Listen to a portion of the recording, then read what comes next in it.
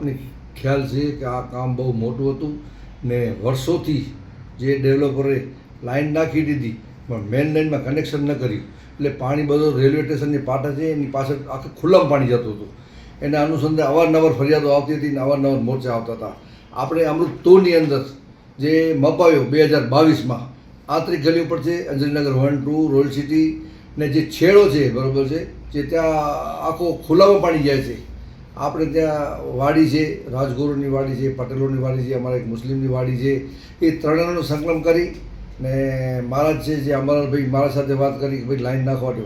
છેડો આપણે ક્લિયર કર્યું, છેડાનું કામ ચાલુ છે ને હવે 20-25 દિવસ નીકળી જશે. છેડાનું જે પાણી જે ખુલ્લામાં જતું હતું એ હવે લાઈનોનું કામ ચાલુ છે, આમનું ટૂરનું કામ ચાલુ થઈ ગયું છે ને આંતરિક ગલીનું પણ આજે આપણે ખાતમુહૂર્ત કર્યું છે. જે ગટર સમૃદ્ધિ છે જ નહીં એ અંદાજિત નહીં હોય, લગભગ 1.5 કરોડ જેવું જો કામ છે અમૃત 2ની અંદર. ને હવે જે ગટરની સમસ્યા જે વારંવાર મોરચા આવતા હતા, વારંવાર પીડા હતી, કામ મોટું હતું એટલે થોડું અઘરું હતું બરાબર છે. હવે સરળતાથી આ છેવાડાનું કામ ચાલુ છે. આંતરિક ગલીનું આજે ખાતમુહૂર્ત કરી આવ્યા. અંદાજિત 20થી 25 દિવસમાં જે અંજલીનગર 1, 2, 3, રોયલ સિટી, ભક્તિનગર એ બધું ક્લિયર થઈ જશે ને આખી મેઇન લાઇનથી છેડાથી કરીને આ આંતરિક ગલી સુધી અમૃતની મેઇન લાઈનો આવે છે એમાંથી પાણી પસાર થશે.